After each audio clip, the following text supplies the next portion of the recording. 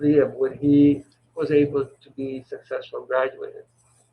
So we say that the love that Alana showed her brother Liam was life giving. He gave him life, he gave him normalcy, he gave him hope, he gave him a possibility. So she sacrificed for the good of Liam. Narcissus. Narcissus. Story of Narcissus and Echo. And one day, Narcissus looked in the water of a well and fell in love with the reflection, not realizing that it was him. So he fell so much in love that he forgot to do everything else, kept admiring himself.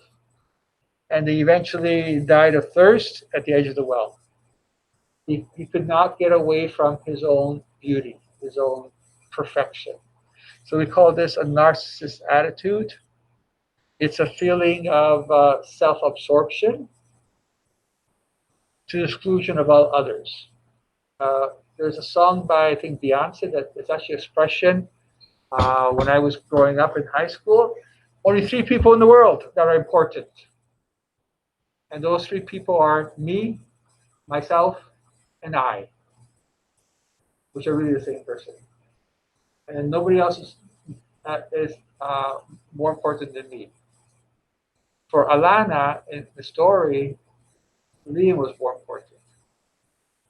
For Jesus and Moses, from whom Jesus gets it, the second great commandment is love your neighbor as yourself. And your neighbor comes first. This is what the word benevolence means, to wish the good of the other.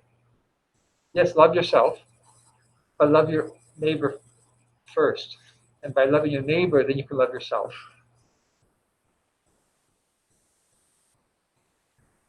And this is what gives us a healthy, mature personality, is the right balance between self-love and love for others. You have to love others. You have to also love yourself. Now, someone in the journal talked about a really good book that I think everyone should read. It's called The Giving Tree. And I forgot about it, and I actually bought a couple of copies of it and gave it to my kids as gifts, as a sort of like a model for life. Always give to others, and you will be happy. Okay. Okay. That's all for the homework assignment, but I want to just show you a quick video that will introduce the next topic. And we got Pinocchio. Okay, let's see if we can get this going.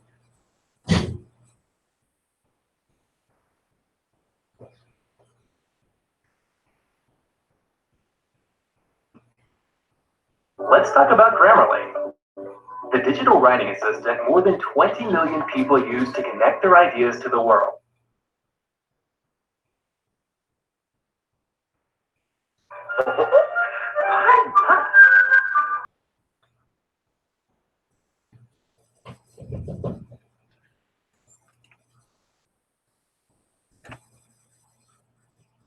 Okay.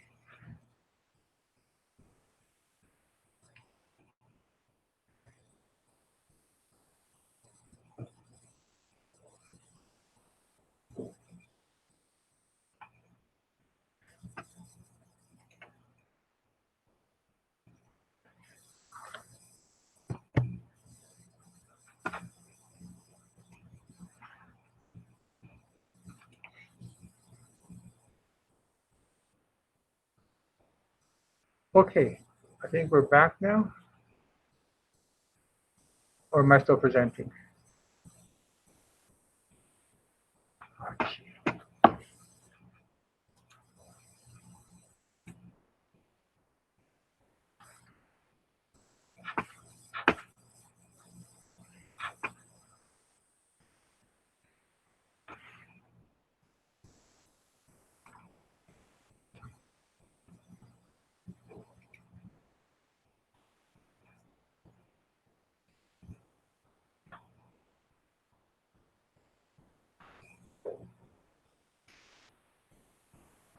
Okay, I think we're back now. Or are we? Yeah, okay. Any questions about the homework assignment? Let's see what we have here. No? Okay. So, Azine, title is Satir, My House Fine. No problem. And yeah, your opinion on anything you want about what John Paul Sartre says. Okay? So let's start with we're going to start with kinds of conscious. It's in your package. See if I get here.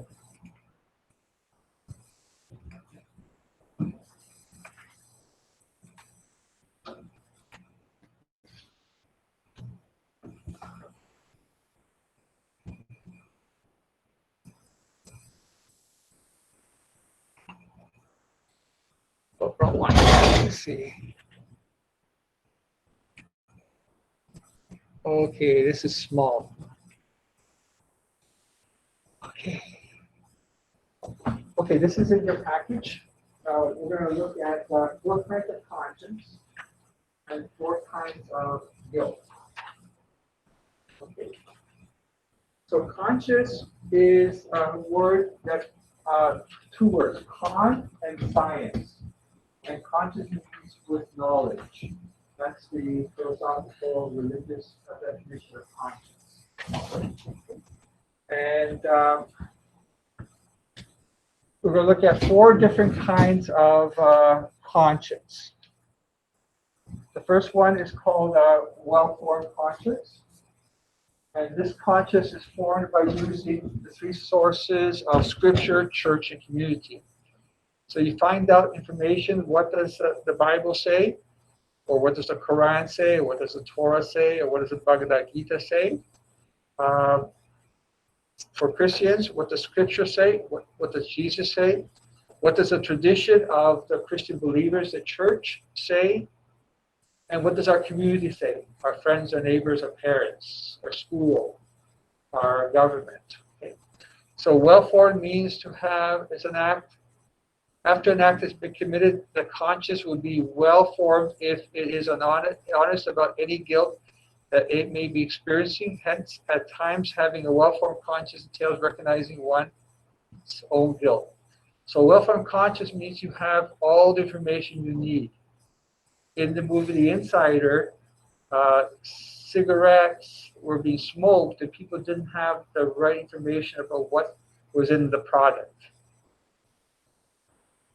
So if you don't have information, then you can't make a good decision, and your conscience is going to be hurt. Now, well-formed means that you also have to want to look for information. So if you smoke a cigarette, you should read what's on the package. If you eat certain foods, you should see what's in the label, understand what's in it. So you can't play ignorant. Second is a wrongly formed conscience. The conscious formed information that is mistaken. So if someone doesn't give you the right information, then your conscience is wrongly formed. Third one is a lax conscience. And a lax conscience is not being concerned about whether or not an act is right or wrong. Lax means you don't care. Fourthly is a legalistic conscience, obeying rules perfectly, following the letter of the law rather than the spirit of the law. This is being very, very picky. So those are the 4 kinds of conscience. Well-formed, wrongly formed, lax conscious, and legalistic conscious. And you have it in your package.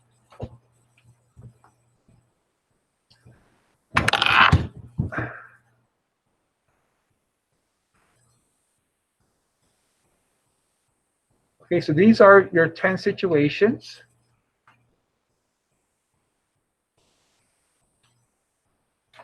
And then this, where here? Well, I don't have it here. Okay, I've given you a chart, and on the chart, you're supposed to briefly say or explain the situation in a few words in point form, and then you have to tell me whether or not the situation was well formed, was wrongly formed, was lax conscious, or legalistic. So just to help us out, let's take up one of them together. Let's take number 2 because it involves school. And the teacher insists that the uniform rule be obeyed, even though he or she personally does not care what the students wear to class. From the class, what kind of consciousness is this?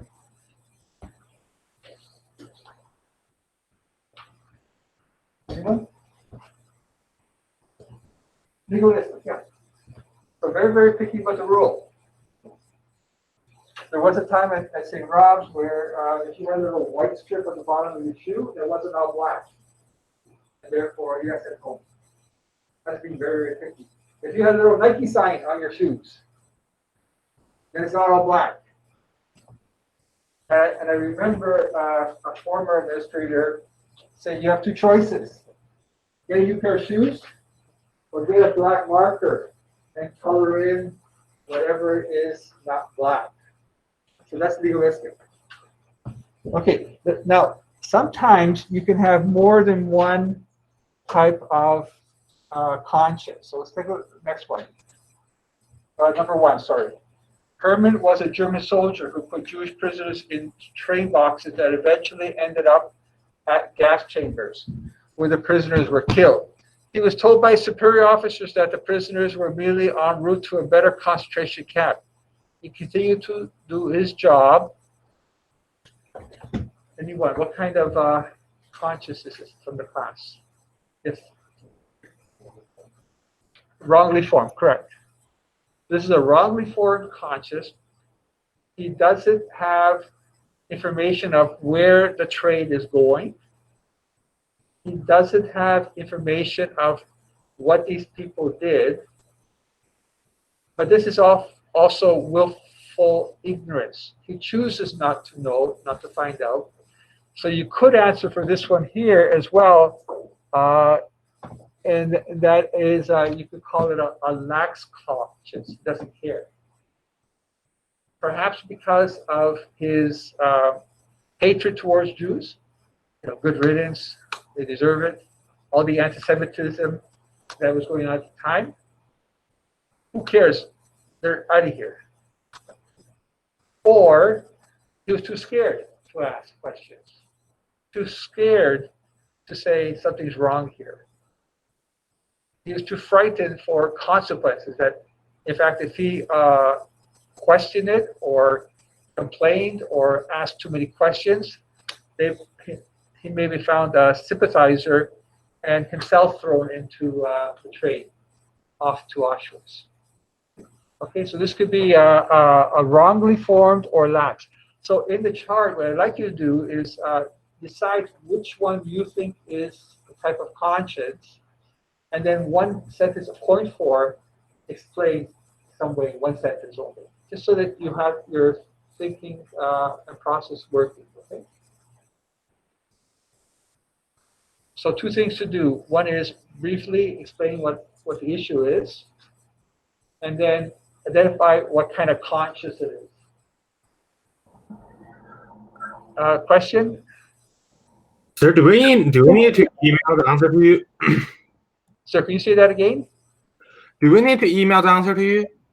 We'll talk about it at the end of class because I'm not sure whether I'm going to have you email or not. These are easy assignment. But let's see how it goes. See how much time it is. Because I know you have a To Kill a Mockingbird to do as well. Okay. Let's do number 3. Let's work out together. Okay. How's that? Stanza did not finish her assignment. She asked her friend from another class to email it to her. Stanza changed the name on the assignment to her name and handed it in. When the teacher found out, Stanza said she did not care what happens to her friend, or to her or her friend. Now, in my class, my rule is if you plagiarize, you get 0 for the assignment. Plagiarizing is pretending that the work you submitted is yours when it in fact it belongs to someone else. Now, the person who allowed the work to be plagiarized also gets a 0. So if you share your work with someone, you get 0 because you're not helping them out. Now, if they took advantage of you as a friend and said, get some help, how did you answer it? And then end up taking the whole document, then we might have some circumstance to give you a break somehow, but you're just as guilty as the person who copied from you. Now, you're all grade 12 now, and it's best if you learn now before you get to university.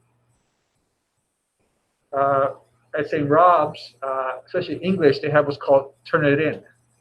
When you get to university, all your assignments are going to have to be turned in electronically, and it goes through a filter called Turnitin and identifies whatever has been plagiarized, copied from some source.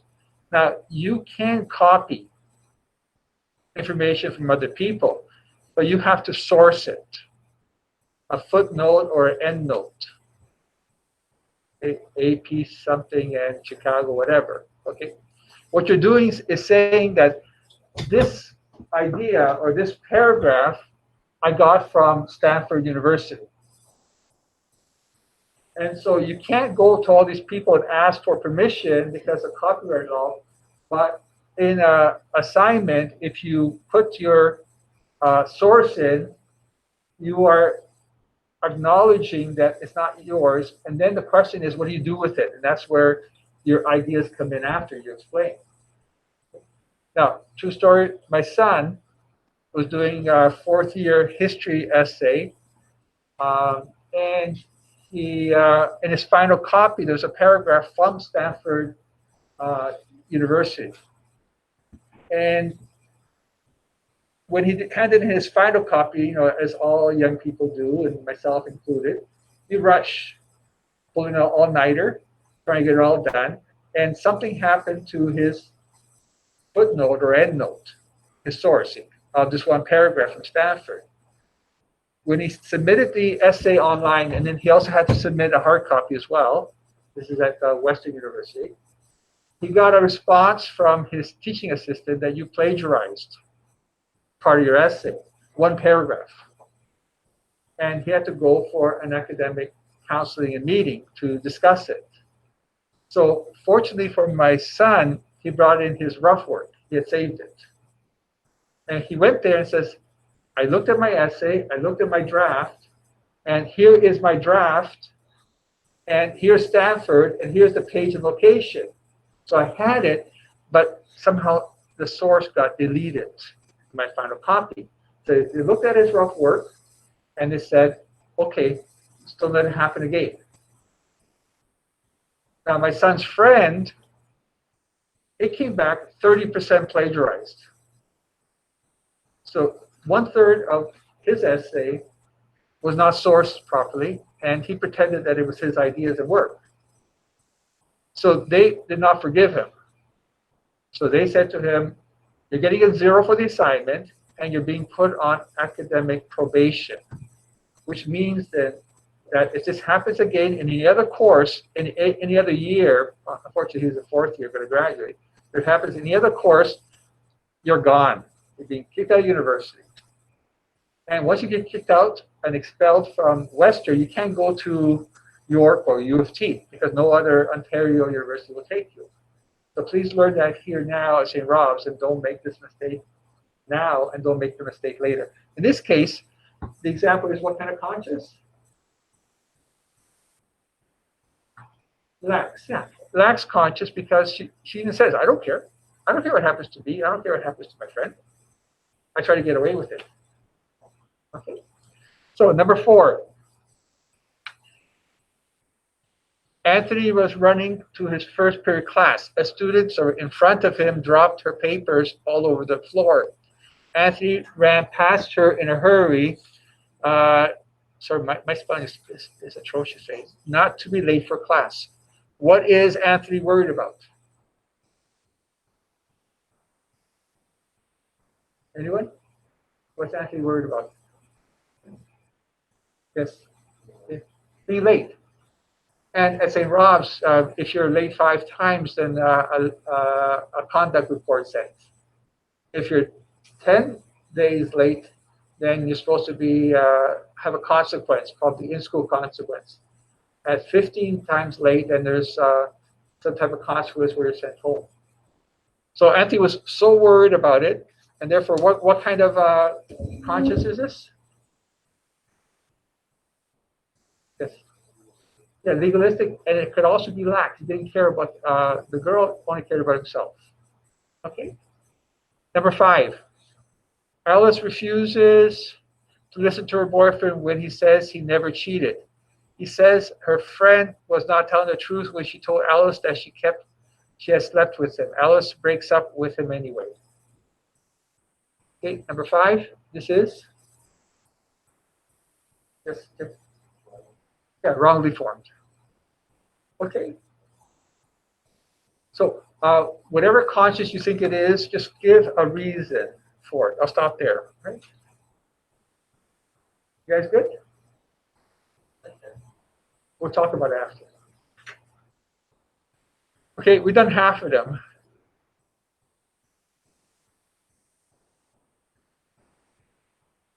So I'll give you a few minutes to try to work out the other ones.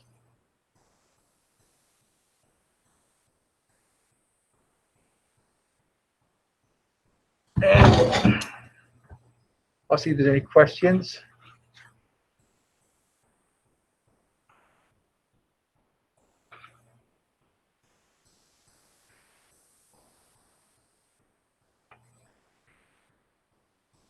Okay, any questions for conscious? Oh, so Michelle, you could also make the argument that he was following orders and therefore it was legalistic. Again, when it comes to conscious, there's more than one answer. The best answer is going to be perhaps be wrongly formed, but you can make the argument for lax or legalistic. You're absolutely right. That's why I want you, whenever you choose one of the consciences, to give me 1 point as to why you picked it. So I understand your idea. But it is possible to have more than one answer. So I'll give you guys a few minutes to take care of that.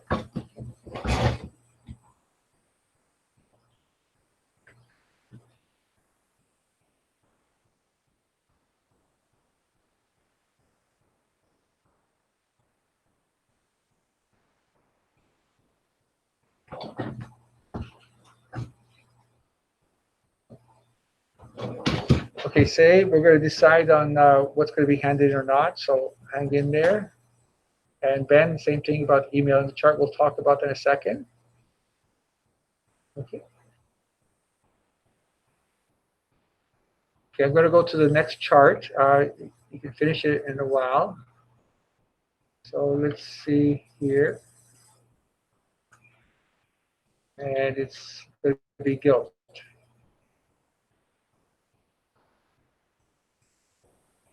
Okay. So if you guys can look up this way, just for a while, you'll have time later. Okay, so we're going to look at the idea of guilt, which goes along with conscience. They affect each other. So these are going to be the 4 kinds of guilt that we're going to think about. Number 1 is awarded guilt. Sometimes, and Catholics are really good at feeling guilty, but the church is often made us feel guilty. Okay. Awarded guilt is when we know an act is wrong and we do it anyway. Example, Ron knew that it would seriously hurt Sarah if he stole her portable CD player. Sorry, this is old. She loved music so much that he felt guilty after stealing it. And this is warranted guilt. We know it's wrong, but we do it anyway. It's that knowledge. Now, notice that warranted guilt follows along well-formed conscience. Okay? So in the class, what I'm doing on the board is putting a column, conscious, and guilt. So here we have well-formed, and here we have warranted guilt.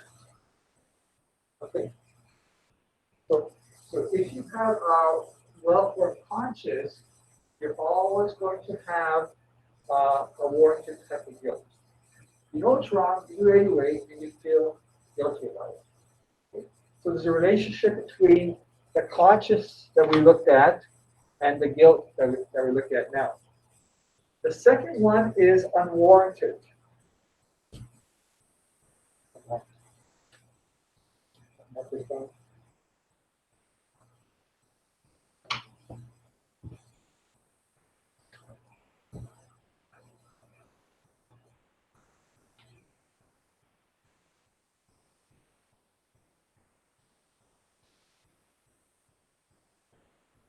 So an unwarranted guilt usually comes from a wrongly formed conscience. So unwarranted guilt. There is no real justifiable reason to feel guilty.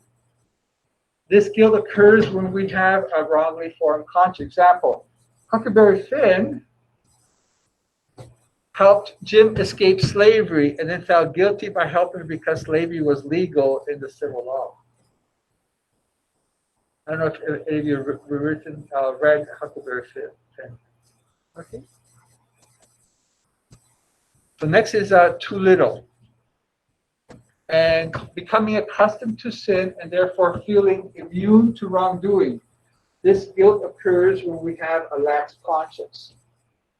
A lax and too little. Okay. After selling drugs for 10 years, Tobias said he just didn't care. He said, hey, if people want to buy it, that's their business. I'm not responsible. Yep. Either way. And next one is excessive guilt.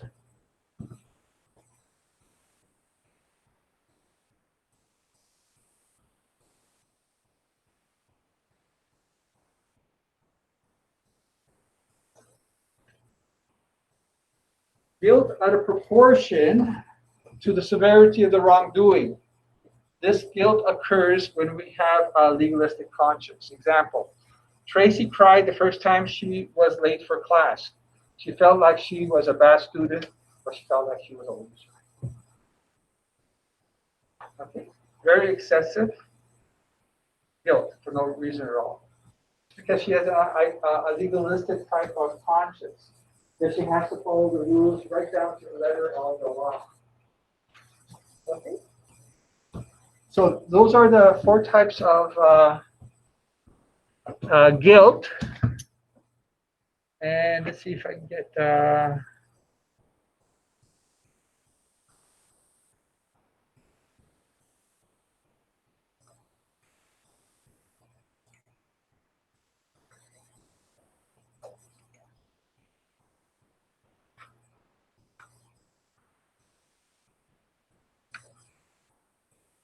I don't think all. I know where it is. Hold on a second.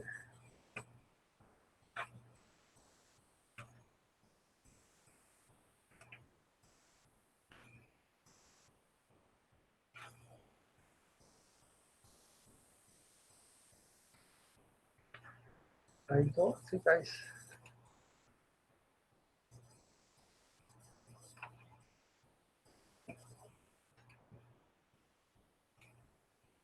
See if it's down here.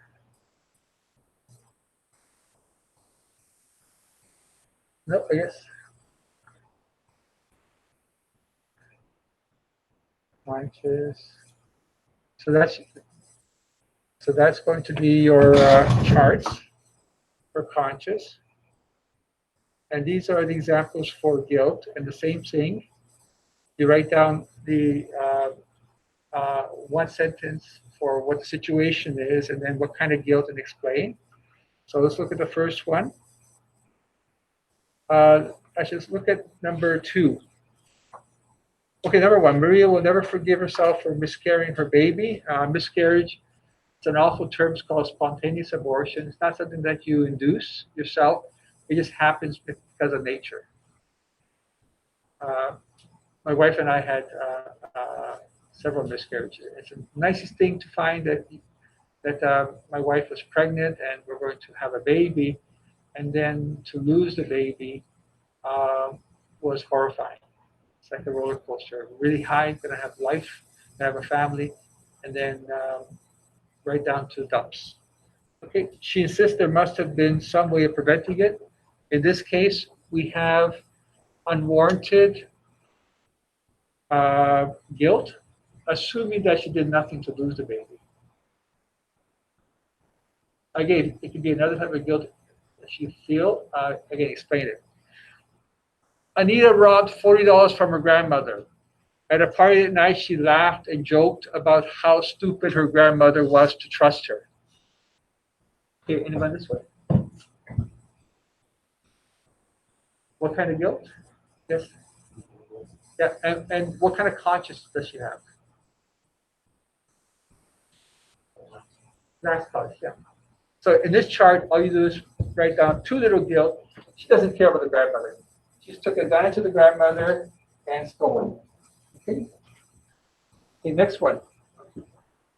James felt horrible after arguing with his wife about unimportant things. He decided that he owed her an apology. Everyone do some? Warrant. Yeah. Warranted guilt. Because he knew his wife, and he knew the interactions between them should be loving. And he knew that arguing with the wife is going to cause problems for her as well as for him. Just as a side here, with my wife and I, we've been married for 30 years now, and we have to take a marriage preparation class, which the church requires everybody, because they want you to think about things. And one of the things they said in my preparation class that if you want your marriage, your relationship to last, never end the day with an argument still between you. Like you finish the day, settle it. And make sure that you talk it out. You never go to sleep angry with the other person because it carries over the next day.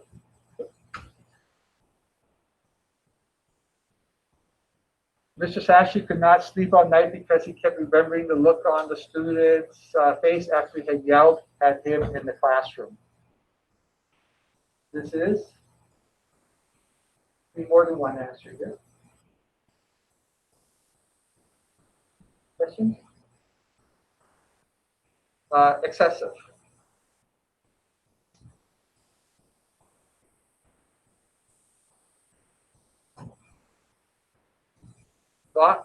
Bonnie felt really bad when her pool party got rained out. All her friends were having a lousy time. This feeling bad is possibly excessive, yeah. Excessive, unwarranted. Because you can't control nature. Okay, so the unwarranted, wrongly formed. Somehow she was responsible for the rain coming and hurting her party. Okay. So let's see if I can go to the next one. First,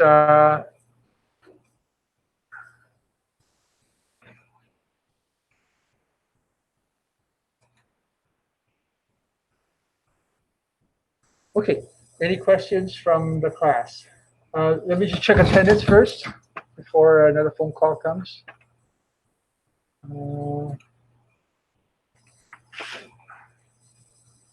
David. Thank you, David.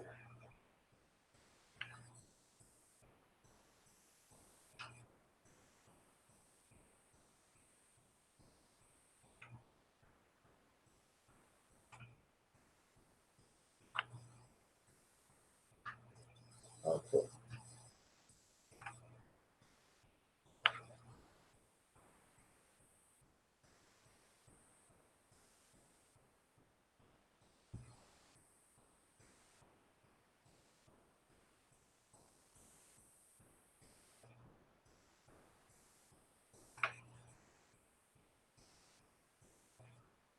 And everybody should be there now. Okay. Okay. One more thing. Let's present.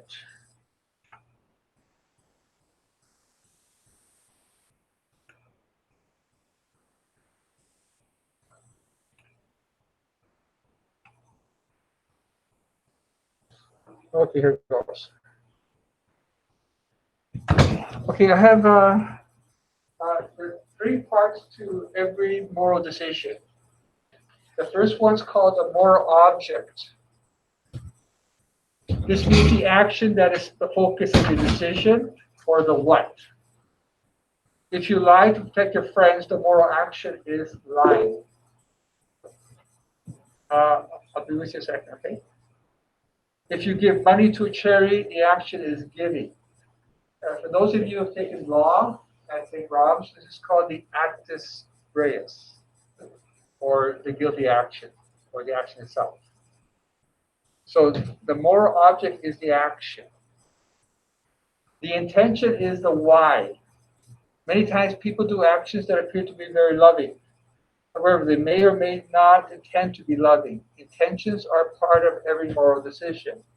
If you lie to protect your friends, it's because you don't want them to be harmed, or because you want to get something in return from them, or simply because you want to be loyal.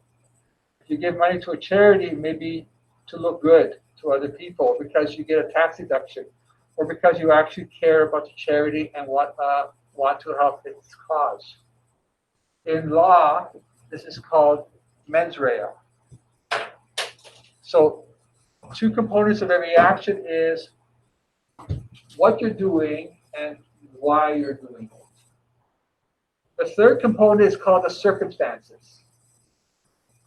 For every decision we make, there are often dozens of circumstances that complicate our decision. For example, if you lie to protect your friends, it could be because you have received information that they will be killed once you identify them. A priest may not reveal the crime revealed by a confessor due to the circumstance that the confessional is a sacrament between the person and God.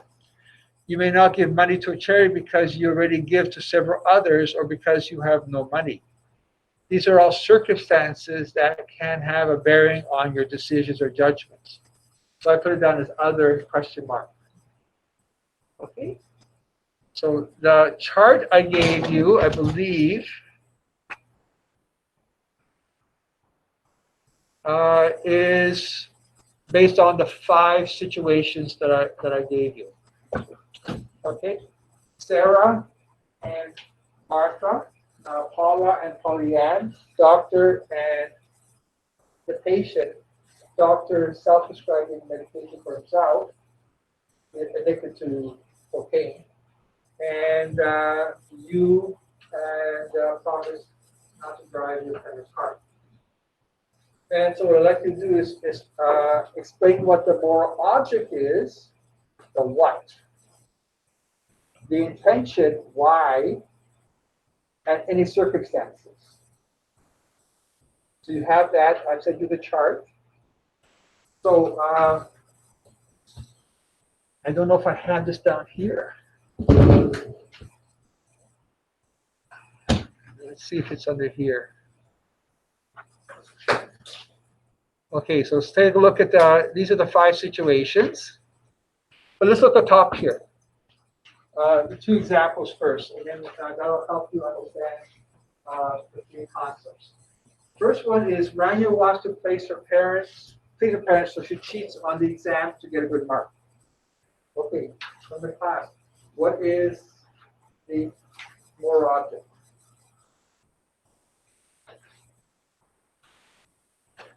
Anyone? Yes. Nope. What's the action? Yeah. That's cheating on the test or exam. Exam. The action, what she did is she was dishonest in the exam. What is the intention? Why was she dishonest on the exam? Why did she cheat? Nope. Good answer though. But that's right. In a second. Yes. Yeah, wants to get a good mark. Why does she cheat and why does she want to get good mark? What is the circumstance? Now we have it. These are the parents. So the parents can brag. Look at my son, look at my daughter. Okay? It's about the community, understanding of the community. Okay, so first one is a good way of identifying the three ideas here. So she cheats on the exam. The reason why she cheats is because she wants a higher mark. What's the circumstance behind that? The pressure, not only of the parents, but her friends. Because what happens when you get your assignments or your report card? What do? You show it off to everybody else. Look at me, and we do it as a school. If your name's not at the front of the school, what's wrong with you? What do we have at the front of the school? Honor roll. What is honor?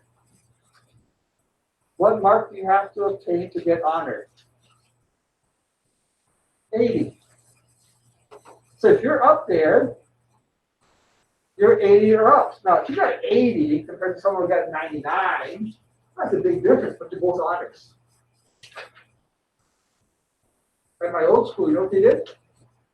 They broke down the honor system to give those people who were the high end more recognition. So they wrote down 80 to 84. And they had all the names. 85 to 89, all the names.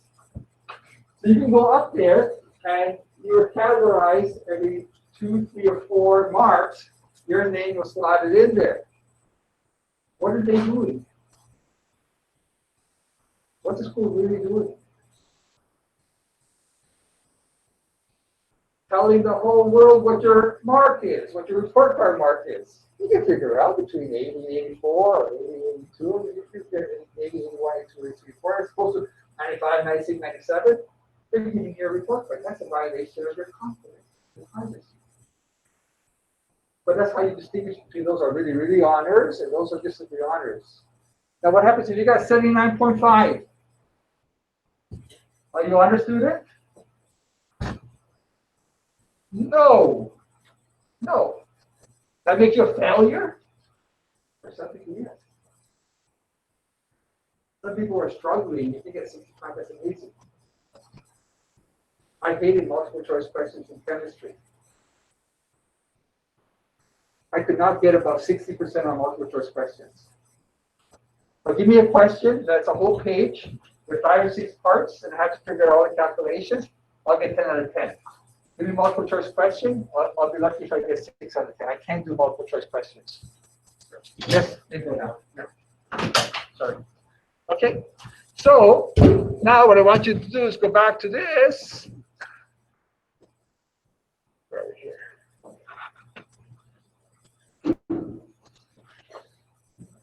Do that for those there. Okay. Let's go back to this one here again, just quickly. I want to look at the second one. Tom shoots 2 terrorists just as they are about to press a button that will set off a bomb, killing hundreds of innocent people. Okay, a bit tricky.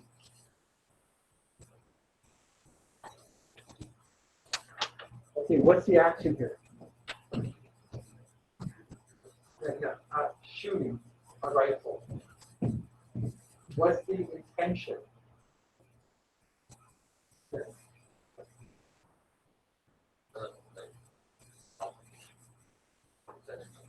Yeah, to stop him from igniting the bomb. Okay. What are the circumstances?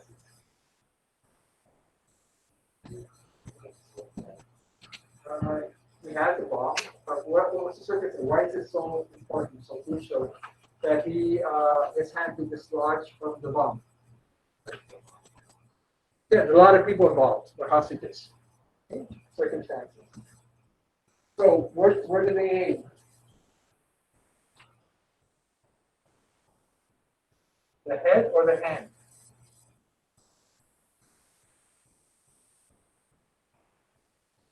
Good question, eh? Think about that.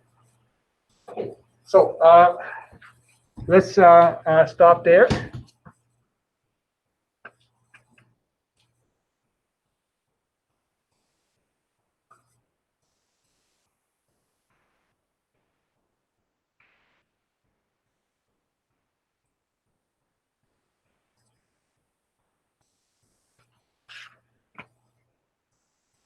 I think we should be back now. Yep.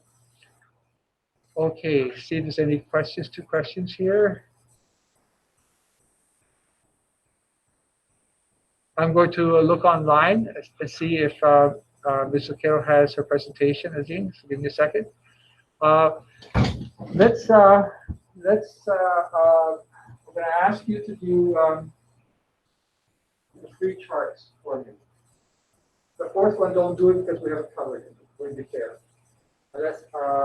So the kind of conscious chart, the kind of guilt chart, and the 3 elements of a more decision chart. The last section, leave it for me until next week. Okay. Okay. So please send me those 3 charts: conscious, guilt, and the 3 elements. The 4th one, don't do. I'll have to follow up with an email later. Okay, let me see what Mr. O'Carroll's doing.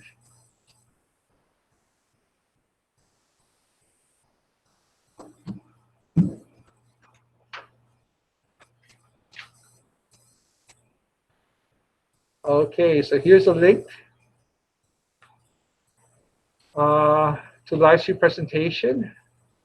I'm going to do that for you.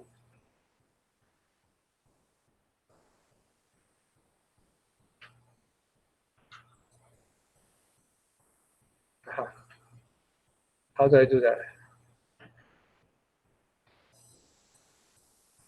Copy link. Okay, I'm going to send everybody an email with a link, and then I'm going to play it here.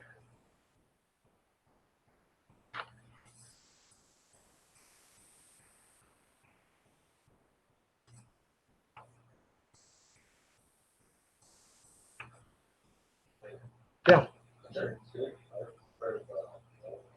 No, there's conscious, guilt, and the 3 elements. There's a 4th one we're not going to cover on misinformed conscious. You don't do that.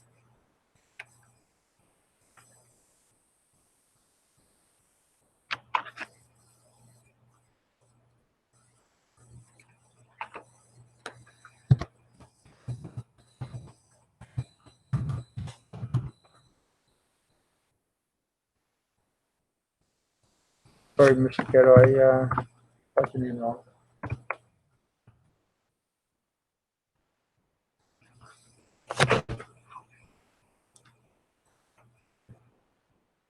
Okay, just before we go, see Mr. Quero's presentation. There's James pointed out there's 4 charts, but only do 3 kinds of conscience, kinds of guilt, and the 3 elements. The misinformed conscious, don't do it because we haven't gone over it. Okay, so leave that for next week. All right. You can submit it anytime this weekend. Okay, by Monday morning will be fine. If you want to do it today, get it out of the way, that's fine, send it to me. Otherwise, you have till Monday morning. Yeah. Well, kinds of conscience, kinds of guilt, and the three elements. That's it. The fourth one on misinformed conscience, leave that alone. And I'll follow up on an email. Okay.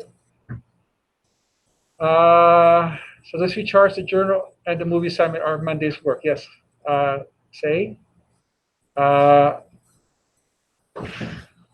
Mason, the journal is on Jean-Paul Sartre's The Other Can Become My Hell. Louisa, you can hand them in anytime today or on the weekend. Okay. Do not do the misinformed conscious as right as in because we haven't covered it. We'll do that next week. Louisa, no, Kevin, you can hand the journal anytime today or in the weekend. Ben, what do you think about what Jean-Paul Sartre says? The other can become my hell. Okay, guys, so we're going to present now. I'll take any questions at the end of class. So I sent you all the link already. So let me just